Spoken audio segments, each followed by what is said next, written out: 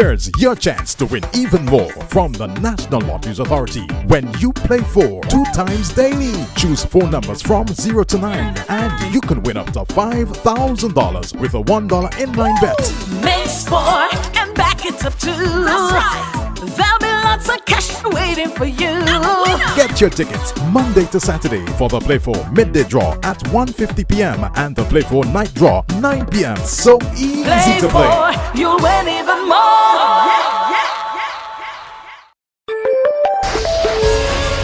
The National Lotteries Authority introduces the Lotto app for all Android and iPhones.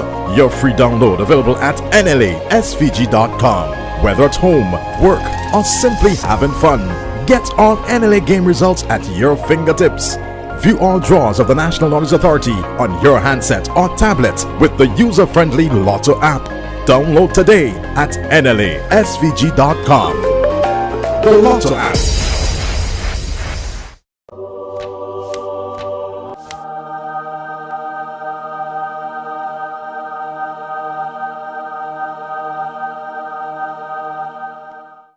Thinking of winning the Lotto jackpot? Well, there is an easy way. Combo Play. Choose 4 numbers from 1 to 36. That's a combo 4 at a cost of $64. Match any 4 of the 5 numbers and win the Lotto jackpot. There's Combo 6, where you purchase 6 numbers for only $12. Match any 5 of the 6 Lotto numbers and hit the jackpot. How about Combo 7? That's a purchase of 7 Lotto numbers for $42. Match any 5 of the 7 numbers and you will win the jackpot. There are also Combo 3, Combo 8 and Combo 9 Lotto plays. Visit the NLA headquarters in Pauls Avenue or WhatsApp 495-6886 for more details. Lotto, you have to be in it to win it.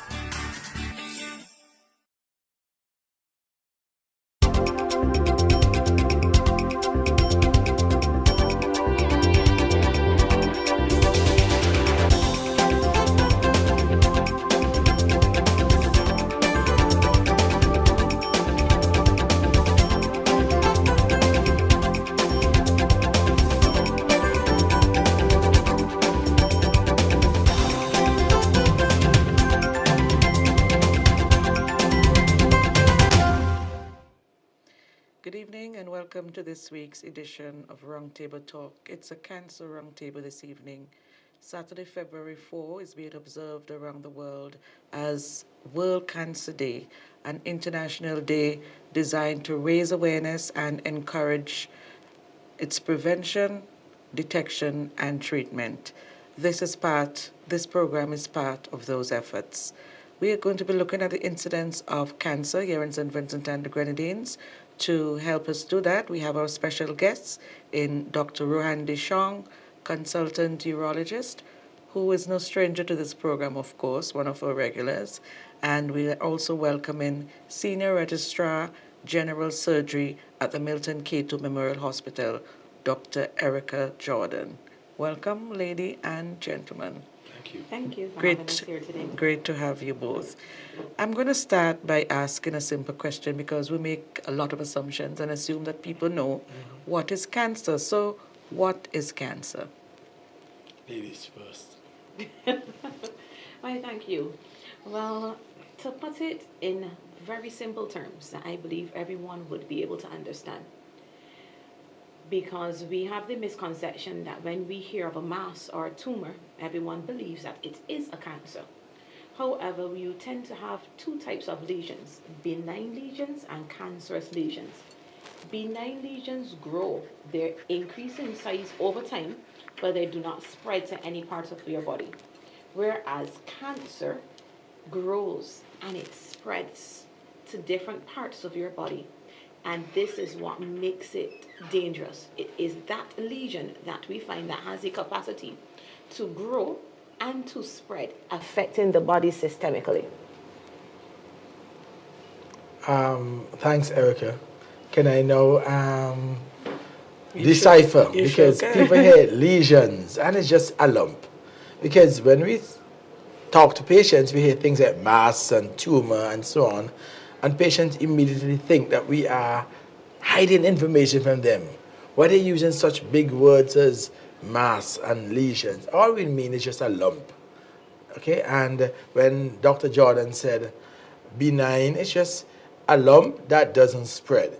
It gets bigger usually, but it doesn't spread. It just grows right there where it is. It gets bigger sometimes and doesn't spread. Sometimes cancers can start like that. It starts growing there and get bigger and bigger, and then eventually it spreads. And that's why people get so frightened when they see a lump. People, even in a hernia, they will come to you and say, Doc, I want to make sure this is not cancer. Any lump, any little lump on their bodies, like a lump of fat, a sweat gland that's swollen, or sebaceous gland, which is another gland that produces this oily substance on our skin that makes my face oily and my head, the shiny head oily. They sometimes form lumps of that substance under the skin. Very common. People come all the time, Doc, I've had it for 10 years, it sure it's not cancer. So the hallmark of a cancer usually is a lump, especially if it's on the surface of the body. So everybody worries about a lump. But if it doesn't spread, maybe get slightly bigger over years, but it doesn't spread, it's not going to kill you. So it's not a cancer. As Dr. Jordan said, anything that spreads is that you should be afraid of because it can kill you. As a general rule of thumb. Yeah. But when do you know that it has spread? Girl, that's hard. Because usually it's not until it's late that you know it's spread. There is not any hard and fast, should I say, sign or symptom or feeling to know that the cancer has spread. Honestly.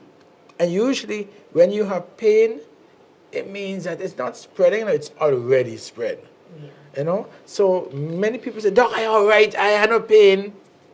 But you can have a cancer that is spreading or has already spread to somewhere very far from where it started, which we call a metastasis, meaning the cancer has broken off and gone somewhere far from where it started, and they still don't have any pain. And sometimes the lumps that you feel are metastatic lump. In other words, the cancer is somewhere different. It could be, for example, in the prostate gland, before you feel a lump somewhere else. It could be in the bowel, classically, and then you may feel a lump under the skin. It could be like melanomas. You can have a little thing there, but a lump somewhere else. And lots of cancers tend to spread. And what you do, you feel the metastatic or the spread lump, not the original lump. Okay? So yes, every lump should be looked at suspiciously, but not all lumps are cancers. Okay? And it's not always painful. Now, just to reiterate what Dr. Deschamps would have said, pain is usually a late sign of cancer. Only about 5% of cancers present with pain as an initial sign. So that means the other 95%, you are normally painless. That is why cancer screening is so important. Because when we look at pain and metastasis or spread, those are late signs of cancer. Mm-hmm. That means you already have a very advanced disease. So cancer, when we look at it, prevention, or rather early screening, is your best hope at having a proper outcome, because the earlier you detect it, the better your chances are of survival. Because when we wait until we have these big painful lumps and these overwhelming symptoms, it is normally at a point where not a lot can be offered from a medical standpoint. I want to look now at the types of cancer. What are the various types of cancer? And in all of that, probably you'd be able to say which are those that actually cause more deaths in St. Vincent and the Grenadines. Yeah? I think it's easy to divide them into women's cancers and men's cancers. There you go. I will talk about men's cancers and Dr. Jordan will talk about women's cancers. Fantastic. For both types, if you're not in St. Vincent, the most common type of cancer is skin cancer. And that's invariably not fatal. It's rarely that you'd find a skin cancer that kills you. And the Caucasian races in St. Vincent, the Silvers and the Freitises and so on, and those who are albinoid, meaning, these people who look white all over, they will tell you about skin cancer. Because they'll tell you like every other month you have to get something burnt off their skin. And it is a cancer, but they don't kill you. It's rare that you might have a type like Bob Marley, which is a different type of skin cancer that spreads and kills you. Even though they're very common, they don't kill you. Now, apart from that, there are cancers that tend to affect men more than women. For men, after skin cancer, it's prostate cancer and colon cancer. Those are two big ones for men, prostate and colon. Okay? And Dr. John will tell you about the women's cancer. The most common type of cancer affects women. I think that's what the gynecologist will tell you, but I think she knows also, women's cancers. The most common types of cancers that will affect women are the breast cancers and the endometrial or ovarian cancers. Now, and when we look at the gynecological system, you would have the ovarian cancers, the endometrial cancers, and the cervical cancers.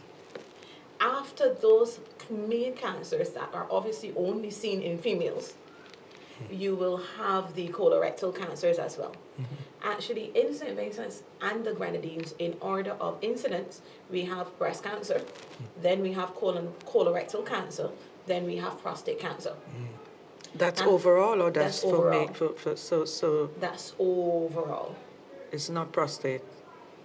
That is when you combine the males and the females. When you only look at the females, you will see breast cancer Okay. and the gynecological cancers, principally cervical, endometrial, and ovarian cancers.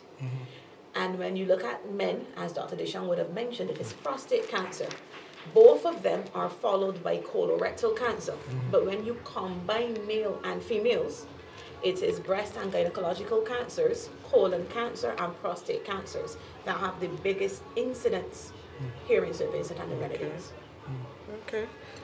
So the 5 big ones are for prostate, breast, cervical, colon, and, you said breast, cervix, prostate, colon. I think those are 4 because even things like ovarian and so you can combine them into gynecology. But the 4 big ones are prostate, colorectal, breast, and cervix. The gynecologist deals with the cervix. My general surgeon colleagues deal with colorectal and breast, and I deal with prostate. Okay. Let's talk a little bit about the causes of cancer. I don't know if we should. Well, the causes. Yeah?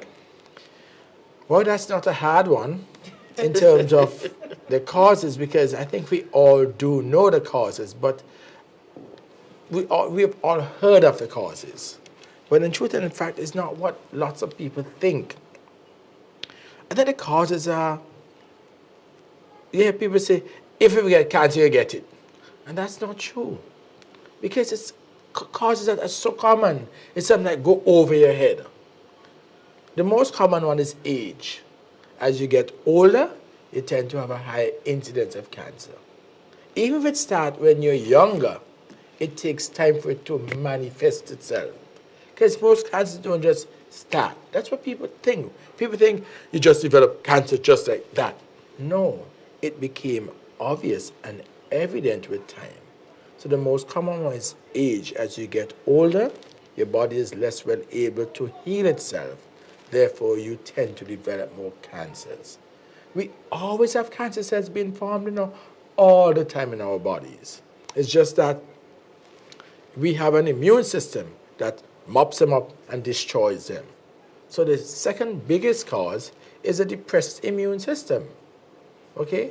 And all the other minor causes you'll find is related eventually to that immune system. For example, we look at cervical cancer. It's caused by a virus, HPV. And so is penile and prostate cancer. But the ability of viruses to cause cancers is dependent on how strong your immune system is. You would find one woman gets HPV 20 years ago and never developed cervical cancer. And another one does develop cervical cancer. Smoking has also been has had implications with the immune system. Let me give you what I mean. If you talk to a cardiothoracic surgeon, they'll tell you they've seen people who smoke all their lives and never develop lung cancer. And they've seen people who smoke 2 or 3 cigarettes, for 5 years of their lives and 20 years to develop lung cancer. Again, it boils down to the immune system and genetics. Genetics meaning your predisposition to having a cancer. And in that comes in family history. Genetics mean family history. But that's also bound up in the immune system. In other words, you'll find that there are cancer families. I know of several prostate cancer families. In other words, the father died from it. 2 or 3 brothers from the father has it. The son has it. Yeah, I know a few of those like that. The names are right there in my head right now. As I speak, I see an older brother who died, a younger brother who died, and a middle-aged in between who has it, and it's advanced and aggressive. I know of several others that's happened to. And so it runs in family. It tends to occur as you get older and if you have depressed immune system. Now, if you look at Dr. John with colorectal cancer, they are what we call predisposing factors, things that you have done in your life that increases your risk of cancer. But on all of that, I think we are coming to the phase of realizing that cancer has to do with your genes and your immune system as predisposing factors almost. I am very happy that Dr. Deschamps is clarifying this matter, because when we talk about cancers and we talk about risk factors for cancers, they are major and they're minor risk factors. And a lot of the things that I find individuals dwell on are more minor risk factors. Because when we look at the major risk factors for cancer, as Dr. Deschamps would have said, we continuously produce cancer cells. However, our immune system has a mechanism that erases those cancer cells from our body. So you will find that there are certain genetic mutations that are associated with cancer. And these specifically are the mutations that attack and kill cancer cells. Also, there are other genetic mutations where you will have certain factors in your body that control cell growth. And when those factors that control cell growth are altered, you have an accelerated rate of cell growth. Now, if you combine those 2 factors and you have an accelerated rate of cell growth, and your genetic system that is supposed to be killing off these affected cells aren't working properly, then cancer proliferates in your system. It gets bigger, it grows, because your immune system is not at a point where it can handle that. Now, when we look at traits of cancer, you find that you have the hereditary cancers. And these hereditary cancers are really and truly genetically linked, because a lot of them are autosomal recessive. And you will find that, that's a big word just to say. That's a big word just to say that is passed along in your family. So Dr. Deschamps might have a normal cell and an affected cell. And I may have a normal cell and an affected cell. But when the 2 of us, if we were to have a child, and the 2 of us passed on the affected cell to that child is more likely than the 2 of us to have cancer. But no, that child has the 2 affected cells. So they can only ever pass on an affected cell. And that is when we find the hereditary types of cancers, because you see them following through the family line, because they are directly related to genetic mutations. So when we look especially like at breast cancer, and you find the BRCA, which is just literally the breast cancer gene, and you find that... So we tend to call genes by names. By names, they have names. But BR, breast cancer. Breast cancer gene. So you will find that if you have the breast cancer gene, it doesn't mean that you will have cancer. But 85% of persons that have cancer have the gene. So it increases your likelihood of having it.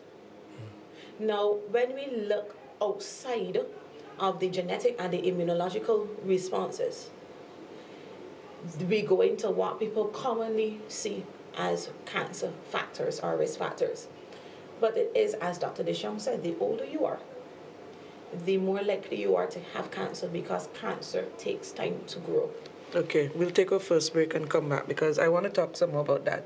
Because increasingly we are seeing where a lot of younger persons are in fact succumbing to cancer. So I want to talk about that age issue when we come back from our first break. Back.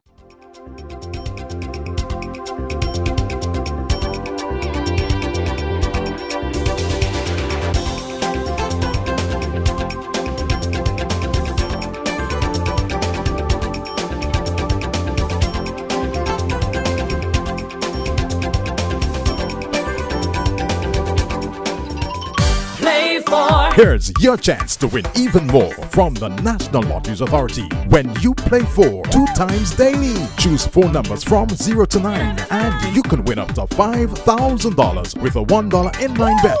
Make sport and back it up too. That's right. There'll be lots of cash waiting for you.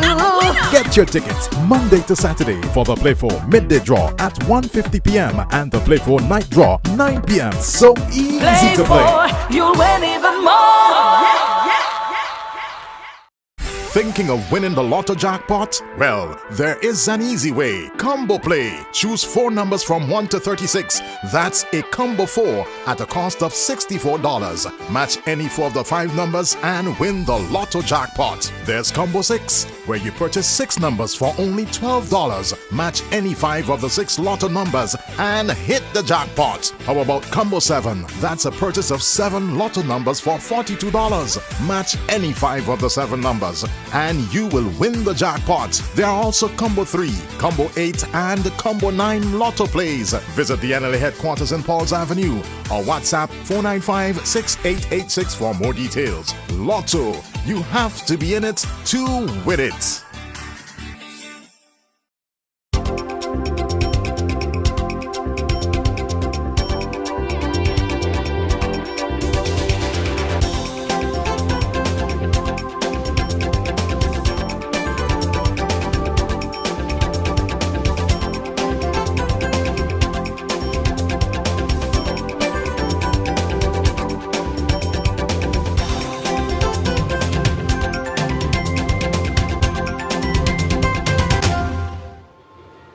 Welcome back. Before we took the break, we were talking about the fact that age and genetics are 2 of the predispositions in respect of cancer.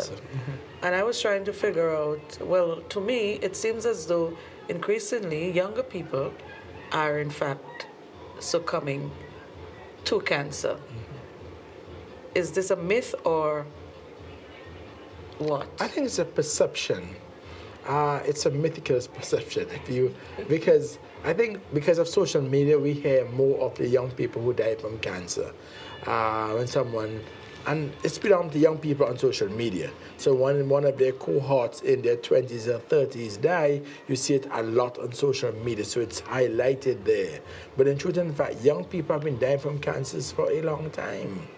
Again, lifestyle are changing. I mean, more young people smoke than before. And whisper with this new legalization of marijuana, we've been told, oh, there are no side effects from the use of marijuana. Maybe from the non-smoking use of marijuana. But all the young men I have seen in my practice in the last 20 years in this country who've died from kidney cancer or prostate cancer or chronic abuses of marijuana, all of them, smoking for 10 to 20 years, 5 to 10 joints a day. And before I left Jamaica, I heard my now retired professor, Lawson Douglas, saying he is going to write a paper on the incidence of cancers in people, young people who smoke marijuana. And we saw a similar trend there, that the young people who died from aggressive cancers were chronic smokers of marijuana. And young people start marijuana smoking in their teens. So when we see them in their 30s with a kidney cancer that's already spread, it's like, we know they've been using marijuana. So smoking, including marijuana, because we used to think it was just smoking tobacco. Smoking increases the risk of every cancer: breast cancer, colonic cancer, prostate cancer, but I won't say cervical, but certainly breast, prostate, and colon cancer. Plus every other cancer in the body. You know, we've had other habits. I'm sorry I've gone off the topic. We're now discussing the causes, the other 30-40% of cancer. We've said it's genetics, we said it's a weakened immune system, and both are related to age, so they're like confounding factors. As you get older, your ability to heal reduces, and therefore your genetic predisposition becomes important. It's like diabetes. You are predisposed to diabetes, but if you keep yourself trim and slim, your chance of picking it up in your 40s are reduced. You're more likely to kick it on the road and pick it up when you're 60. That's if you keep slim. You will eventually get it if you live long enough. And cancers are kind of like that. You're genetically predisposed. You can change your lifestyle and reduce your risk. You might not even get it within your lifetime if you are very strict with respect to how you eat, how you live, the use of exercise, and other immune boosting methods. But if you don't, and you abuse your body with smoking, getting obese, eating the wrong foods, not exercising, you will develop the cancer that you are genetically predisposed to getting, not as late as you thought you would have, because most people expect to die in their 70s or 80s. You just develop it in your 40s and die in your 50s or 60s. So lifestyle does affect your cancer risk. We, in the past, have put a lot of emphasis on lifestyle, which is true, which is good, okay? But we must not discount the importance of your genetic predisposition, one, and the age. As you grow older, you're less likely to heal yourself. But to summarize, lifestyle is important, because if you don't take care of your body, you need to exercise. You need to eat lots of fruits and vegetables. You need to stay slim, okay? And that's, trust me, you need to stop smoking or abusing alcohol, getting proper rest, because stress breaks down the immune system, which repairs your body and kills off cancer cells. Lack of sleep and the presence of chronic stress in your life include overworking. And people don't realize that. That's why poor people die more often than the rich people from cancers and every other disease because of stress. Yeah. So sometimes you hear somebody is diagnosed with cancer and they're given a couple of weeks, a couple of months, but I think you were saying in the break that it's not that they just got the cancer. Mm-hmm. It must have been there. No. Cancers, there are some aggressive types of cancers, but cancers take time to grow. For example, we have a high incidence of breast cancer in St. Vincent and the Grenadines, but breast cancer is actually one of the slowest growing cancers, because on average, a 1 centimeter lump that you feel in your breast would have taken approximately 7 years to develop. So with the higher incidence of cancers in younger persons, one thing that we cannot fail to take into consideration is the improvement in screening processes. Because despite you having a healthy lifestyle, despite you knowing your family history and your predisposition to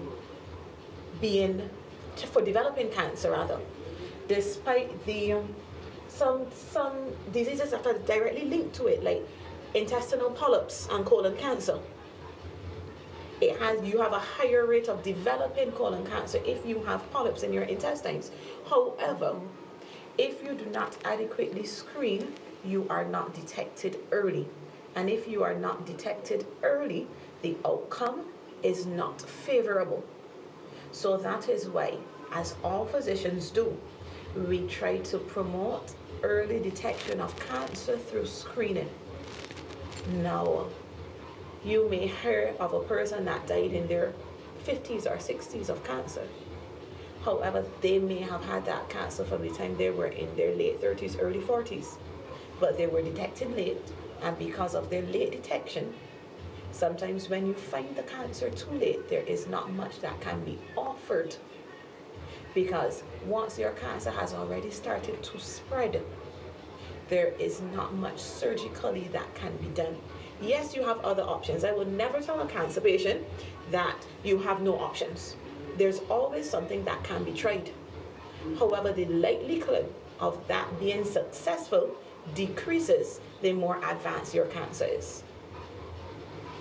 So sometimes you go to the doctor, you get screened for colon cancer, everything is okay, and they say to you, don't come back until another 5-6 years.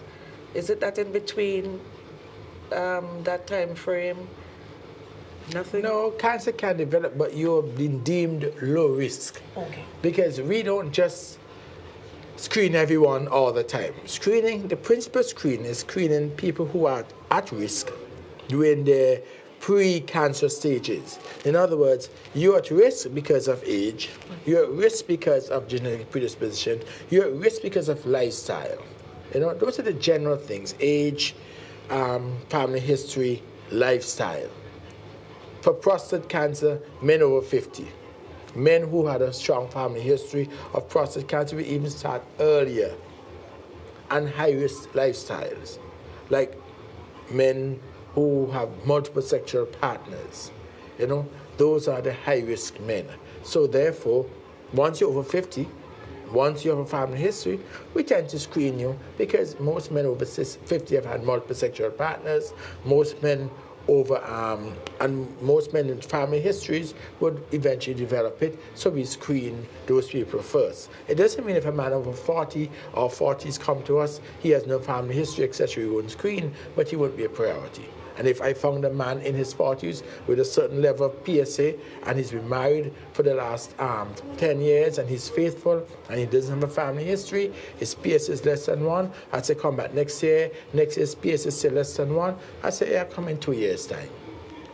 However, if I found a man 50 with a family history of prostate cancer, his PSA is still less than 4, which is the number we use to start worrying about it. His PSA is 3, but he's 50, he has a family history. I'd say, come back in 6 months. In 6 months, I notice it's 3.5. Or in a year, I notice it's gone to 4.1. I'd say 6 months. Especially if I examine him, it's totally normal. But I mean, I'd say come back in 6 months. In 6 months, it's moved from 4.1 to 4.8. I'd say now, with your strong family history, I'd say sample your prostate. So that's what screening is. Screening is looking at risk groups to try to pick up the cancer early. The problem with screening population, everyone, is just manpower. It happens in North America and first world countries, but in our third world country, we like to screen everyone, but we tend to put a lot of emphasis on the at-risk group, like in breast cancer, yeah, all women over what, 50, I think? I don't know what your screening protocol is any longer, yeah. You know. I'm no longer a general surgeon, so. When we look at cancer protocols, you have established guidelines as to when you will start screening patients. For colorectal cancer in certain countries is 50. That is when you will start doing your colonoscopies or your occult blood in stool, which is a simpler test that you can use for screening. For cancer, breast cancer, is normally 40 years old that we start screening. However, each person needs to know their family history, because if you had a family, first or second generation family, but primarily first generation family member that has had a cancer, we start screening 10 years before your youngest family member presented with cancer. So if your mother, for example, presented at 45, although typical cancer screening for breast would have started at 40, we start you at 35, because it has been shown that cancer appears earlier in successive generations. So I can't start screening you at the age that your family member would have presented. I need to start from before that. But when we look into gynecological cancers, because cervical cancer is very aggressive and it is linked to sexually transmitted disease. So females, from the time they start their sexually active lifestyle, we start screening them yearly. Now, if you don't have a strong family history, and you have had successive years of negative pap smears, your gynecologist may tell you, well, we won't screen you next year, we'll screen you in the next 3 years. But it is based on your family history your risk factors and your overall predisposition for developing cancer. So it is not that there is a steady, hard, fast guideline. We screen this person this time and that is it. There is an empirical formula, but that is mainly for those persons that are not high risk. Because the higher your risk for being affected by cancer, the more aggressively we will screen you. Because again, I reiterate, early detection carries the best prognosis. Okay, we'll take a second break. When we come back, I want to talk specifically about prostate cancer, because I know that that's your area of specialty, and then you'll talk some more about breast cancers, things that we can do to prevent its incidence, etc. We'll take a break and come right back. And don't forget that you can ask the doctors your question. Send them on Facebook or on YouTube if you have any questions, comments, or concerns. Back in just a moment.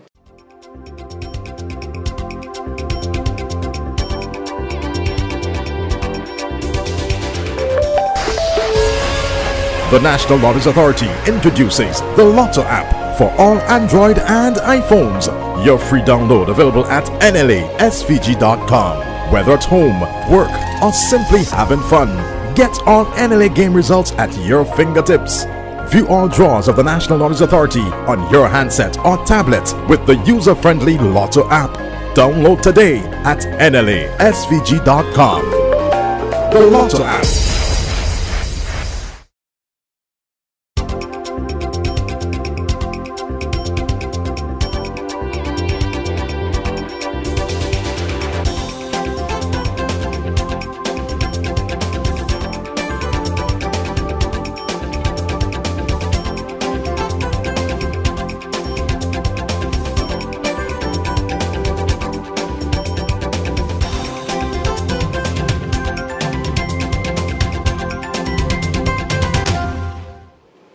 Welcome back.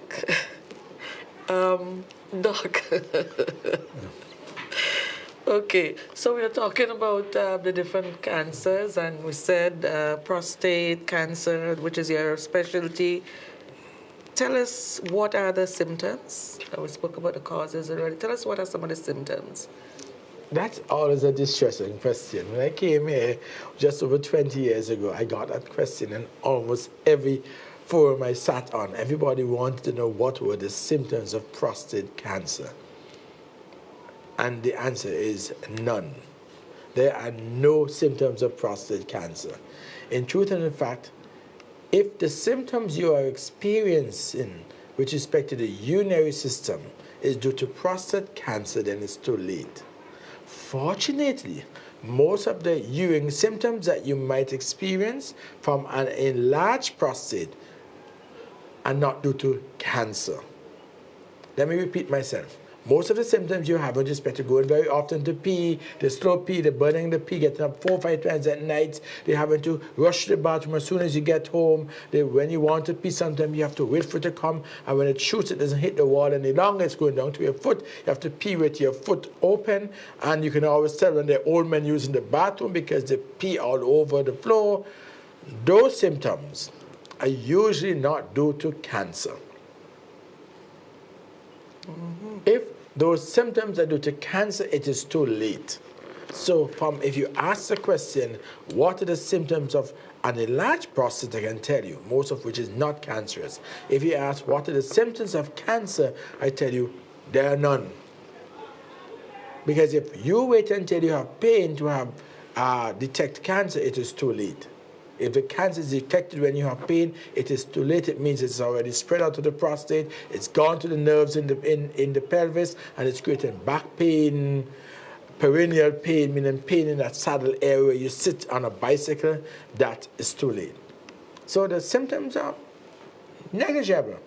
How do we diagnose it? By doing the blood test. We start with that blood test called the PSA at age 40 in black men, 50 in Caucasians.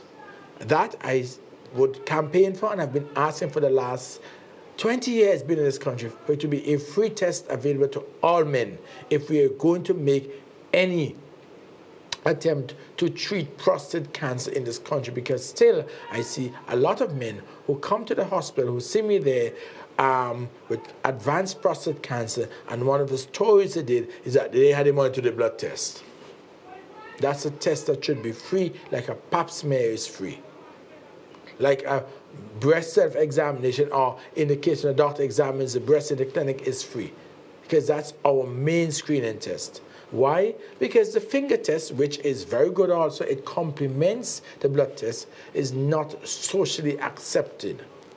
I'm a urologist here for 20 or more years, and I can almost bet you that my female junior colleague, who's been a urologist here for 6 to 7 years, sees more men who would want to accept a finger test, because men are so homophobic because they would prefer to have a woman put a gloved finger to examine their prostate than a man, because somehow they feel that if a man examines their prostate, that, I don't know, maybe it might make them gay, Teresa.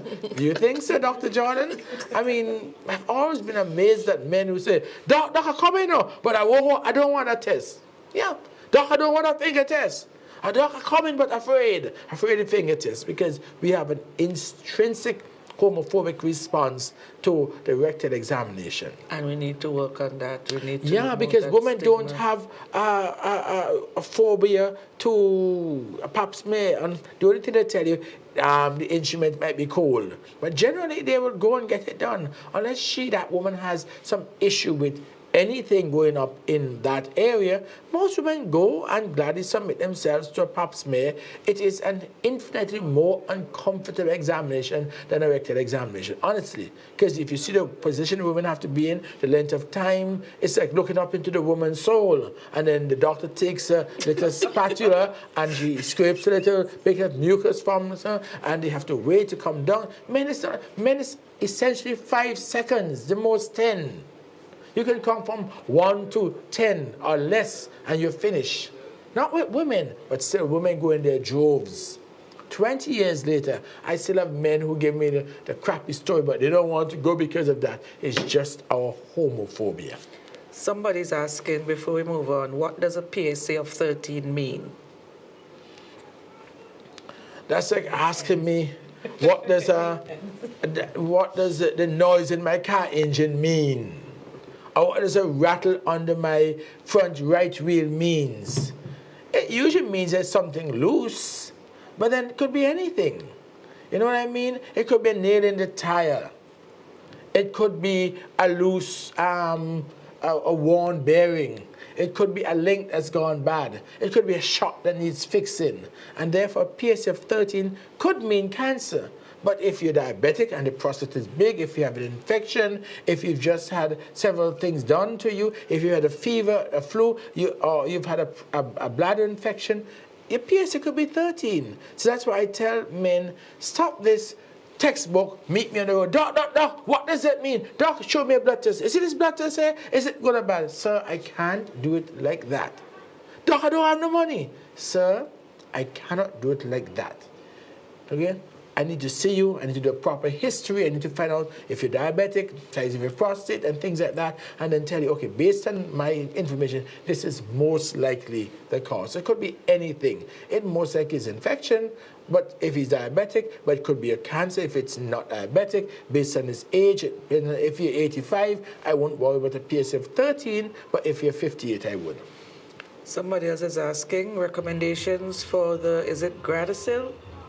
Vaccine that prevents cervical cancer? Gardasil, okay. Yes, in sexually active young women, I'd recommend it. It's actually better to give them the guidelines before the onset of sexual activity.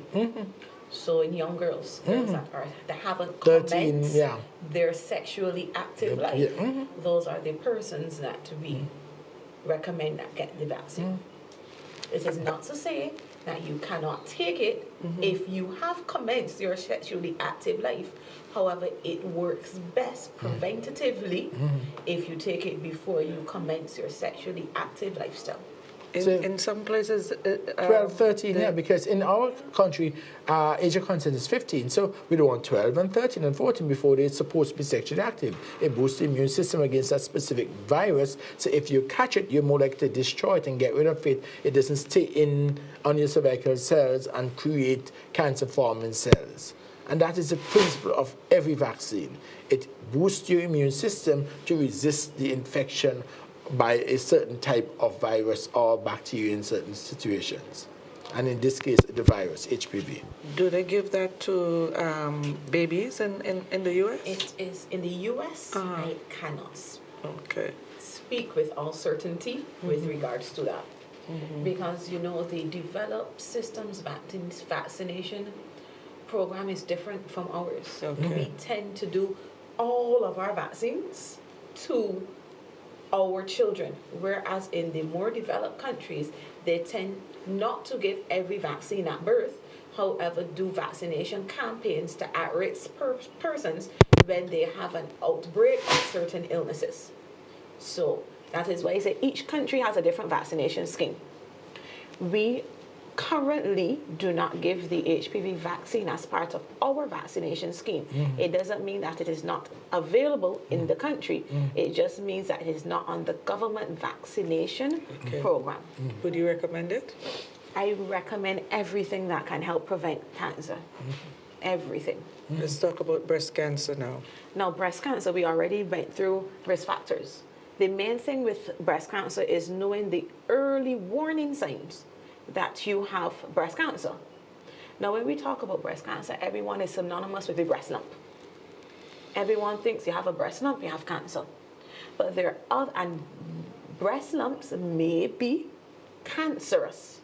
They may be benign breast lumps that you find at a younger age, that, as we explained, they grow but they will not spread. It is not a cancer. However, you need to be aware that there are different forms of presentation of breast cancer that are not the breast lump. One, bloody discharge from your nipple. No, it is normal for you to have a clear or a milky discharge coming from several breast ducts when you squeeze your breast, especially depending on the time of the month in premenopausal people. That is persons that have not gone through menopause. They're still actively seeing their period. You may have a milky discharge or a clear discharge coming from your nipple, depending on the time of your cycle. But when you find that you have a blood-tinged discharge that is coming from a particular area of your breast continuously, that is a cause of concern. If you have retracted nipples or change in your nipple, everyone doesn't have the same nipple.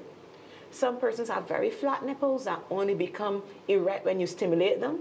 Some people have big, perky nipples, for lack of a better word. But you need to get to know your body, because when you notice changes in your nipple, the nipple being withdrawn, the nipple pointing in a different direction, it is not becoming as erect as it usually does, that can be a sign of a breast cancer that's directly underlying the nipple. An axillary breast lump. Majority of persons are unaware that our breast tissue extends into what we call the armpit region. So sometimes you do not find a lump in your breast, but you may feel a lump under your armpit. It may not be cancer, however, it is associated with an early warning sign of cancer, because some breast cancers present as an axillary lump and not necessarily a lump that is within what we consider the breast tissue. Changes in the skin texture of the breast. Normally, breasts are smooth. You may have some stretch marks on your breast, especially people that have lost a lot of weight or people that have given birth when the breasts swell. And there are some persons that are generally predisposed to a higher formation of stretch marks. I'm not talking about that. I am talking about changes in the breast texture that resemble an orange skin or the skin of a tangerine, that dimple texture. That is a warning sign that you have a breast cancer in that breast. And overall inflammation of your breast that is not associated to an infective process. What do I mean by that? Because I maybe have used a lot of big words right there. No one bit you on the breast. Being a mosquito, a personal bite, no one hit you on this breast. You are not a lactating mother or breastfeeding mother that has the breast swollen and turgid. you are a normal individual that hasn't had a cut, a scratch, a scrape, a cut anywhere to have an infection in your breast, but you recognize that your breast is inflamed, it is hard, it is even slightly tender, seek help. Because that unexplained swelling to your breast may be an early warning sign of breast cancer. Okay, we'll take a final break and come back, talk about challenges to treatment, prevention, etc. Back in just a moment.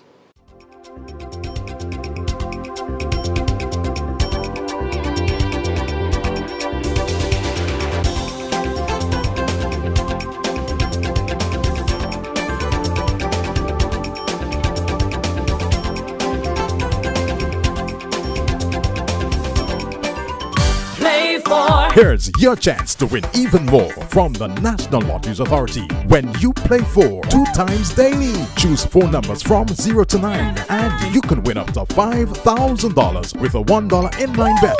Makes 4 and back it up 2. That's right. There'll be lots of cash waiting for you. Get your tickets Monday to Saturday for the Play 4 midday draw at 1:50 p.m. and the Play 4 night draw 9 p.m. So easy Play to play. 4, you'll win even more. Thinking of winning the lotto jackpot? Well, there is an easy way. Combo Play. Choose 4 numbers from 1 to 36. That's a combo 4 at a cost of $64. Match any 4 of the 5 numbers and win the lotto jackpot. There's Combo 6, where you purchase 6 numbers for only $12. Match any 5 of the 6 lotto numbers and hit the jackpot. How about Combo 7? That's a purchase of 7 lotto numbers for $42. Match any 5 of the 7 numbers and you will win the jackpot. There are also Combo 3, Combo 8, and Combo 9 lotto plays. Visit the NLA headquarters in Pauls Avenue or WhatsApp 495-6886 for more details. Lotto, you have to be in it to win it.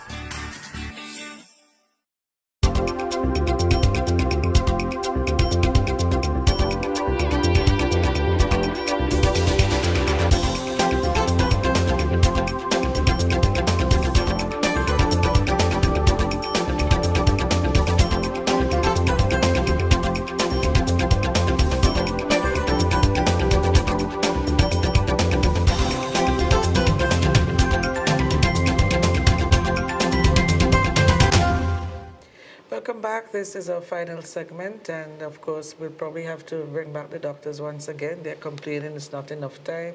We spoke about symptoms, we spoke about detection. Let's talk about the whole question of treatment and management. What are some of the challenges we have in this country with regards to that? For me, for prostate cancer, my biggest problem is getting men to get screened. I've actually twisted and turned international guidelines and just told men, look, if you don't want to get that finger test because you're homophobic, just go get the blood test done. And serial blood tests can actually expose your risk. If the blood test remains at a certain level over 3 or 4 years, it's unlikely that you have cancer, assuming that level is low. But if you see the blood test going up progressively, you should be worried. And stop trying to find excuses why it might be going up. I've seen too many young men in their 40s and 50s, diagnosed with prostate cancer, who are sitting on blood tests of 4.2, 4.8, 5.1, 5.6, and over 3 or 4 years, and then when they turn up to me, it's now 8, and I examine them, and he does have a lump. It needs a sampling test. It comes back as aggressive cancer, because the younger the man is, the more likely it is to be aggressive. My biggest challenge is getting men to go and get a blood test done and then asking for an intelligent opinion. And then not discussing it with your friend by the road or by a non-specialist, etc. Just asking for your doctor whom you trust, yes, but preferably a specialist. The other problem is when men are diagnosed with prostate cancer, unfortunately, too many of them are too advanced to do very much about than to do things that would cause them to lose their masculinity. In other words, if you come when it's too advanced, there's very little that can be done. A lot of what we do would cause you to lose a lot of your masculinity, and you don't know man and his manhood. A lot of men would just prefer to die. Most of them ask you, Doc, when I do this, will I get it back? Will it come back? And if you say, well, no, we might have to use help, like, no, they don't want that. They fly all over the world trying to find a doctor who would tell them differently. But we all read the same text, we all do the same surgeries, we all go to the same meetings, we all discuss the same studies, we all know the outcomes. Just that in North America and Europe and the rest of the world, the population is much bigger. So they see much more than we in the Caribbean do, but the outcomes are generally the same. You get treated late, bad outcome. You get screened and treated early, better outcome. Most men with prostate cancer, any kind of curative treatment will lose to some loss of your nature. But there is help because the vast majority of them, if they're treated early, will recover that which they've lost. And those who are older or whose cancers are more aggressive, but we've managed to cure or treat them successfully, maybe control the cancer, we can help you to regain your nature. Okay? We either with the help of Viagra, which is one of the most wonderful drugs ever invented, or other ways. Yes, I added that because up to today, I had a 41-year-old with with pressure and sugar, and who had lost his erections because of uncontrolled pressure, who's telling me, you want Viagra because he hears so much bad things about it.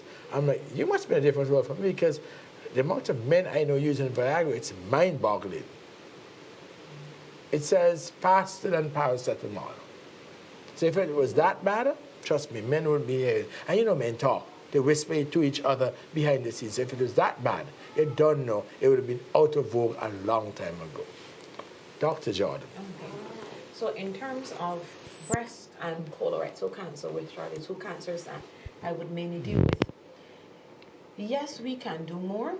There's always more that can be done to improve the care of cancer patients, because medicine is advancing and there's always something newer and something better that can be done to help your prognosis. However, my greatest difficulty here in St. Vincent will be getting adequate screening, as Dr. Deschamps said, and it is not the availability of the tests. It is getting individuals to make the conscious effort to go and get their screening done. There are certain pillars that I like to use when I relate to breast cancer or any other cancer. Know your family history. Mm-hmm. Know the warning signs of the cancer. And we spoke about breast cancer, and we didn't even have time to touch colorectal cancer, which is one of the other leading cancers here in St. Vincent and the Grenadines. Know yourself, get to know yourself, get to know what is normal for you, especially in females doing your monthly breast examination. Every month, just after the menstrual cycle, examining your breast and getting to know your breast, so any alteration, any abnormality, anything that is wrong, you are able to pick up.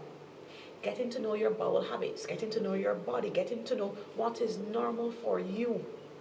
In terms of the colorectal cancer, screening, early screening, females, I see it as a gift to myself every year for my birthday to get my breast exam done, get my pap smear done, and when I reach the age of 40, I'll start my regular mammograms. I've actually done a mammogram before, just to experience what my patients see. You can actually do it after 35, so I actually wasn't so bad, because the earlier you do a mammogram, especially if you are not of the age to do the mammogram, it can actually make you more likely to have breast cancer as well, because it is radiation.